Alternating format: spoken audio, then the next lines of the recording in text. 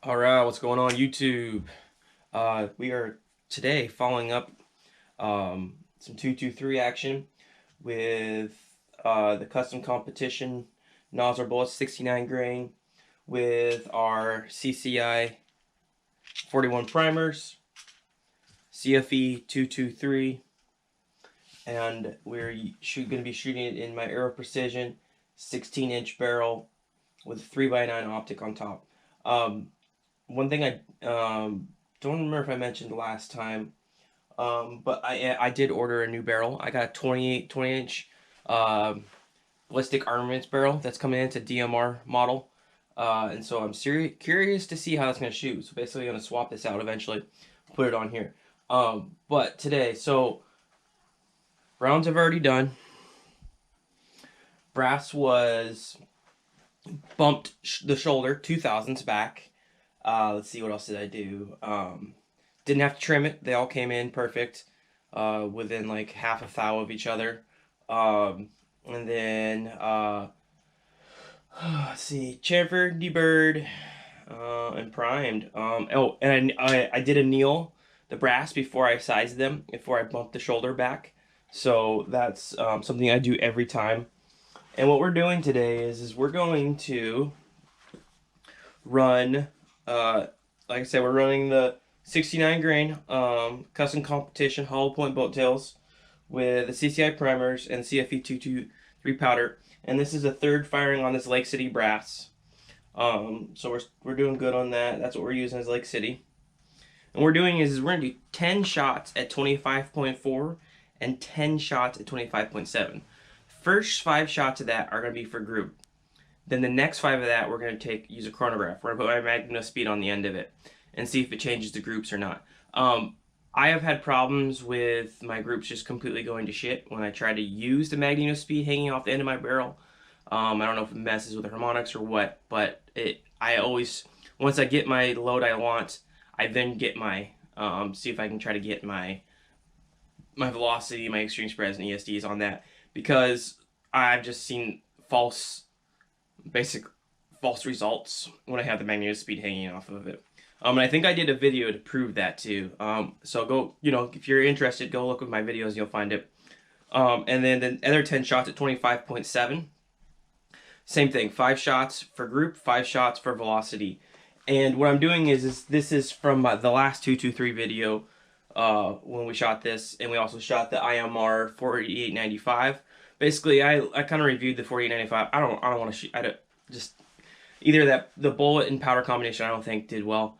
And so these are the 2 best groups. We're gonna shoot these, see how they do, and yeah, we're gonna head out to the range, and hopefully it's not too busy so we can get some range footage. If not, you'll just see me back here at the bench with some results. All right, guys. All right, what's going on YouTube? So we're back from the range, and as you can see, we got our 2 targets here. Not overly pleased with these groups. The temperature was different, windage was different, but just this is why you go back and reconfirm groups, right? This is a 10-shot group, not horrible. We're using the CFE 223, 25.4. It's got 1, 2, 3, 4, 5, 6, 7, 8, 9, and then 10. So if you take that group, it's not horrible. This is, my opinion, this is bad because the only spot the range was open was 60 yards. Yeah, that's right. This was 60 yards. So at 60 yards, 10-shot group, I got a 1.419. I'm not okay with that. I guess if you take this one away here, I got 1.17 for 10 shots, not horrible. So yeah, we're gonna try a bunch of different bullets out anyways. I got 250 more of these bullets, and then I'm gonna be taking this barrel off. So this is kind of interesting. This is off of a 16-inch barrel. My standard velocity coming out of this thing, my average was 2720, which is kind of fast for a 69 grain, so I guess I'm not complaining. Extreme spread was, I think, 46, and my standard deviation was 18. So not horrible. Not horrible. And then this here, this is the 27 or 25.7 grains. And here, I mean, this is better. But like I said, this is a 60 yards, so I'm not really, I mean, I don't know what to think of that. Let's see here, if we go measure from tip to tip, we get a 1.55. So it's a little worse than this group.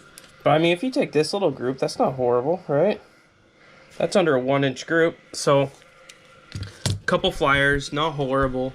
But like I said, I did order, I ordered a white oak armament, not a white oak armament, I'm sorry, Ballistic Advantage 20-inch DMR barrel.